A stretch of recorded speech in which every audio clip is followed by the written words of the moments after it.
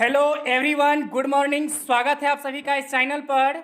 तो साथियों, आज जनरल साइंस के फिजिक्स से वेव एंड साउंड से रिलेटेड इंपॉर्टेंट क्वेश्चन को करेंगे, जो अच्छे और बेहतरीन सवाल होंगे। तो आज के इस सेशन को स्टार्ट कर। ध्वनि तरंगों की प्रकृति होती है, ध्वनि तरंगों की जो प्रकृति होती है, अनुप्रस्थ होती है, अनुदैर्ध्य, अप्रगामी, विद्युत चुंबकीय। तो इसका राइट आंसर होगा ऑप्शन नंबर बी, अनुदैर्ध्य तरंग। अब जानेंगे अनुदैर्ध्य तरंग। जब तरंग गति की दिशा माध्यम के कणों के कंपन करने की दिशा के अनुदिश या समांतर होती है, तो ऐसी तरंग को ही अनुदैर्ध्य तरंग कहते हैं। ध्वनि अनुदैर्ध्य तरंग का एक उदाहरण है। नेक्स्ट क्वेश्चन को देखेंगे। नेक्स्ट क्वेश्चन है कि किस माध्यम में ध्वनि सबसे तेज चलती है। माध्यम पूछा गया है, तो इसका राइट आंसर होगा ऑप्शन नंबर ए, ठोस। नेक्स्ट क्वेश्चन को देखते हैं। नेक्स्ट क्वेश्चन है कि लगभग 20 डिग्री सेल्सियस के तापक्रम पर किस माध्यम में ध्वनि की गति अधिकतम रहेगी। तो राइट आंसर होगा ऑप्शन नंबर डी, लोहा। लोहा की जो होती है ध्वनि, लोहा में ध्वनि की चाल 5130 मीटर प्रति सेकेंड होती है। ध्वनि की चाल पर आर्द्रता का प्रभाव अधिक होता है। नेक्स्ट क्वेश्चन है कि 20 हर्ट्ज से 20,000 हर्ट्ज बारंबारता की ध्वनि निम्नलिखित में से क्या कहलाती है। तो इसका राइट आंसर होगा ऑप्शन नंबर डी, श्रव्य तरंग, जिसे ऑडिबल वेव्स बोलते हैं, जो 20 हर्ट्ज से 20,000 हर्ट्ज के बीच की आवृत्ति वाली तरंगों को ही श्रव्य तरंग कहते हैं। इन तरंगों को हमारा कान सुन सकता है। नेक्स्ट क्वेश्चन है कि वायु में ध्वनि की चाल 332 मीटर प्रति सेकेंड होती है। यदि दाब बढ़ाकर दुगना कर दिया जाए तो ध्वनि की चाल होगी।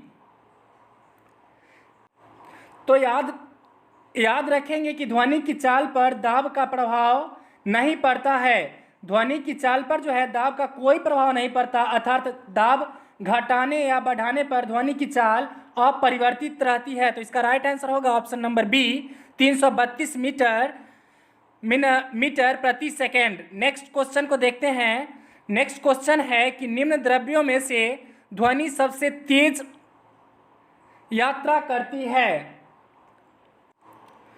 तो राइट आंसर होगा ऑप्शन नंबर ए, स्टील, अर्थात इस्पात। ध्वनि की चाल जो है सबसे अधिक ठोस में होती है, उसके बाद द्रव में होती है और उसके बाद गैस में होती है।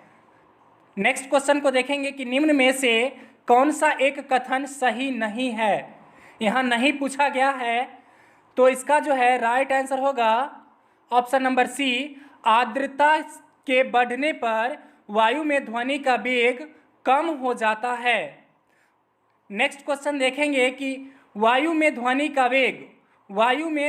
वेग पूछा गया है, तो राइट आंसर होगा ऑप्शन नंबर डी, तापमान के घटने से घटता है। नेक्स्ट क्वेश्चन है कि ध्वनि की वह विशेषता जो एक मादा ध्वनि को नर ध्वनि से भिन्न करती है, क्या कहलाती है। राइट आंसर होगा ऑप्शन नंबर ए, तारत्व, पिच।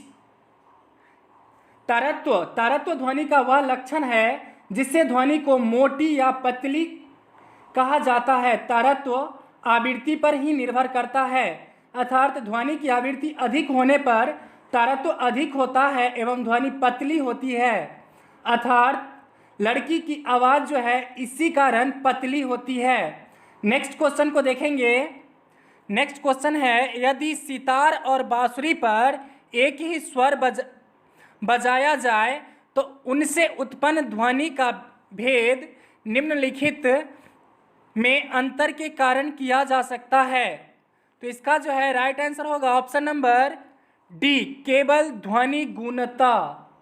सबसे पहले जानता ध्वनि का वह लक्षण जिसके कारण हमें समान प्रबलता तथा समान तारत्व की ध्वनियों में अंतर प्रतीत होता है, गुणता कहलाता है। अर्थात ध्वनि की गुणता जो है स्वरों की संख्या, क्रम तथा अपेक्षिक तीव्रता पर निर्भर करता है।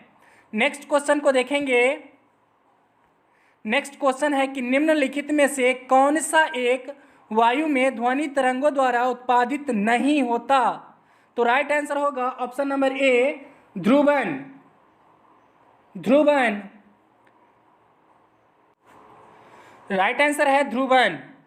नेक्स्ट क्वेश्चन को देखते हैं। नेक्स्ट क्वेश्चन है कि इको साउंडिंग प्रयोग होता है प्रतिध्वनि।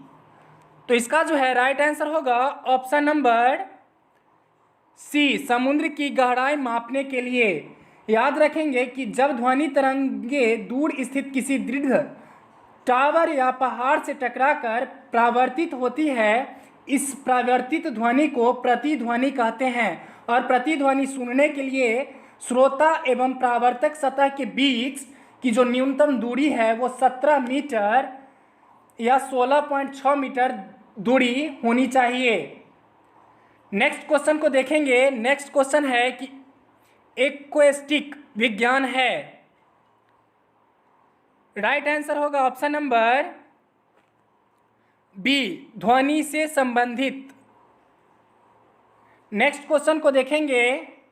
नेक्स्ट क्वेश्चन है कि मनुष्यों के लिए मानक ध्वनि स्तर है। मनुष्यों के लिए मानक ध्वनि स्तर है। तो इसका राइट आंसर होगा ऑप्शन नंबर बी, 60 डेसिबल।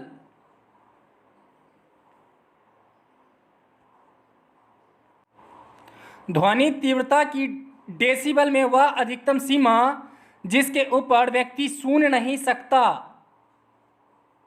तो इसका जो है राइट आंसर होगा ऑप्शन नंबर डी, 95 डेसिबल। और डेसिबल जो ध्वनि की अर्थात ध्वनि की तीव्रता व्यक्त करने का मात्रक बेल है। ध्वनि की निरपेक्ष तीव्रता को वाट मीटर में व्यक्त किया जाता है और बेल एक बड़ा मात्रक है, अतः व्यवहार में इससे छोटा मात्रक डेसिबल प्रयुक्त होता है। नेक्स्ट क्वेश्चन को देखेंगे। नेक्स्ट क्वेश्चन है कि नज़दीक आती रेलगाड़ी की सीटी की आवाज़ बढ़ती जाती है, जबकि दूर जाने पर रेलगाड़ी के लिए यह घटती जाती है। यह घटना उदाहरण है। इसका जो है राइट आंसर होगा ऑप्शन नंबर डी, डॉपलर प्रभाव। नेक्स्ट क्वेश्चन को देखेंगे। डॉपलर्स इफेक्ट अर्थात जब किसी ध्वनि श्रोता एवं श्रोता के बीच आपेक्षिक गति होती है तो श्रोता को ध्वनि की आवृत्ति उसकी वास्तविक आवृत्ति से अलग सुनाई पड़ती है। इसे ही डॉपलर प्रभाव कहते हैं।